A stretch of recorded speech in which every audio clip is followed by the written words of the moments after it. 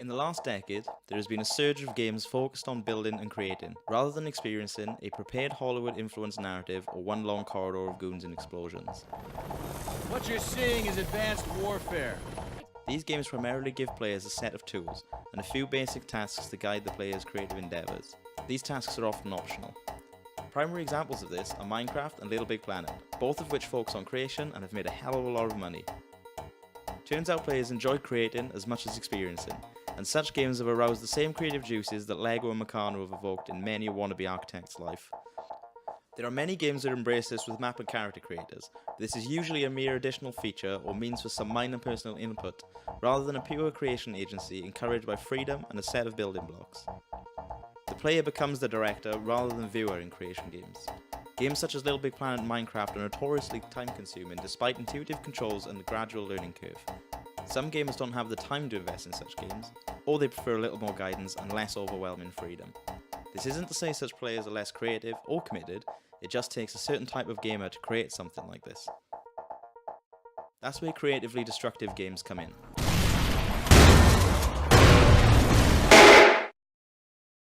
In Far Cry 4, the player is free to roam a gorgeous environment that borders on the sublime. The world is both vast and dangerous. Destruction is the key method of interacting with the environment, often leading the player to question actions they make merely to progress in the in-game world.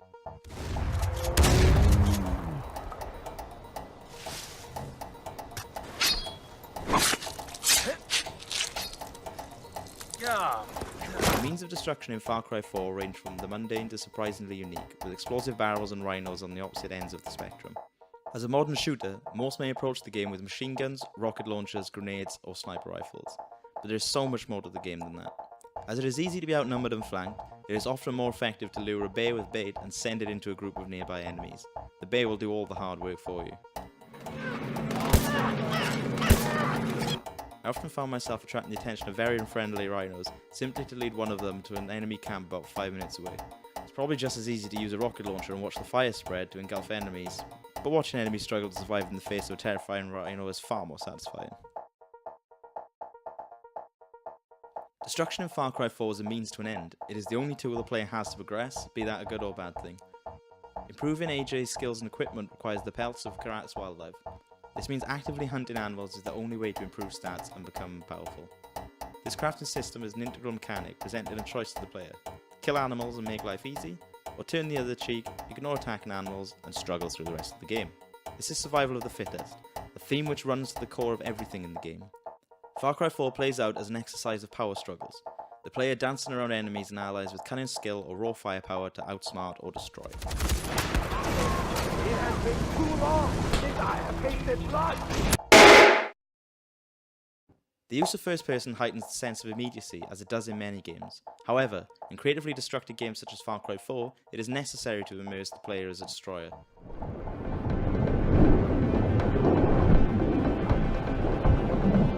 Picture a box encased in two larger outlying boxes. This innermost box is the mind, the intermediate box is the body, and the external box encased in the previous two is the world. This is a three-tiered system that has so far proven to be the most effective for narrative stories, particularly those told from a human perspective. The viewpoint of the game becomes the mind and body. This is an illusion that is only broken by the narrative, over-the-top actions performed in-game, and the fact you are probably playing in your lounge wearing only your underwear. For all their merits, third-person games have an additional tier. The camera is separated from the body. This view breaks the illusion of immersion further than that of a first-person view. So, even though the player is fully aware they are not actually the protagonist, the player can connect further with the three-tiered system, as this is how most players experience life: mind, body, and world. We don't view ourselves through a disembodied lens. This is not a new observation. First-person games have been touting and overusing the term immersion for far too long, but what makes Far Cry 4 different? To demonstrate this point, I will invert the scenario. Imagine a game with the central mechanic being creation. Let's call this game Brick Lane Simulator 2015. I know, you can already imagine it. A game in which the player plans housing estates with resource and time-based systems. Forget that. Think of a game in which the player is a builder, playing in first person, and all you do is lay bricks, move things about on a construction site, and mix cement. Sounds amazing, I know. This type of game would falter due to immersion. The spectacle of creation is easier to manage from a detached viewpoint that complements building mechanics. Immersion isn't key for such games. On the other hand, destruction becomes a spectacle from a real viewpoint. It leads to intimidating moments that borders on the sublime. Over-the-top context usually allows the player to attach themselves to the intimidating subject matter in video games. This is why we don't feel guilty about killing thousands of NPCs a day. Well, that and the fact that they aren't real.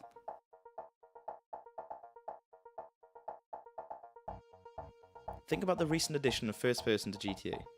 What was once comical often becomes too real with the first person view, making many feel uncomfortable with their in-game actions.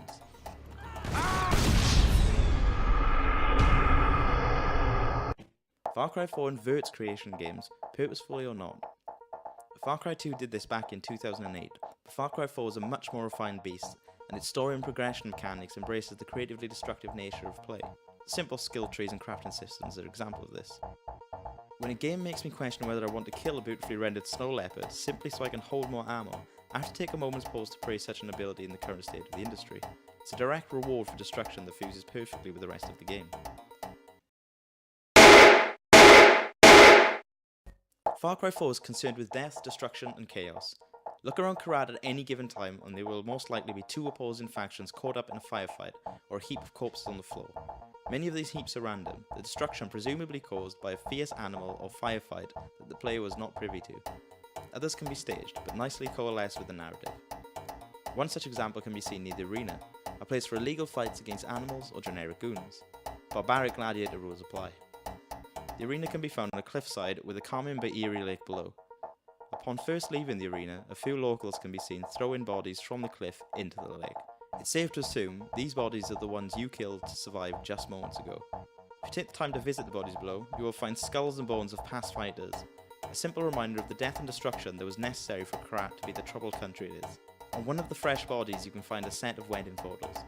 It's an easy way to pull at the player's heartstrings, but feeling this person, your deceased enemy, had a life beyond your act of slaughter and main narrative is a delight. It's a fictional life that has never been programmed or fully realised, but imagined and alluded to by someone at Ubisoft. It makes the player feel like an agent of destruction that is harming Karat rather than assisting it. It is much more effective than being told this through cutscenes and overwritten dialogue. Exposition is crucial in art. Dog! Rabid dog!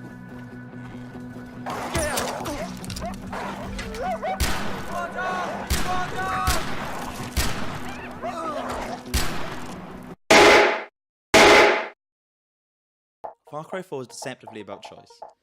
The infamous option to complete the game in 20 minutes took the internet by surprise back in November 2014. Fans were expecting the game to be a simple reiteration of Far Cry 3, in part due to journalist critiques. While this is true on the surface, there is a lot more under the hood of Far Cry 4.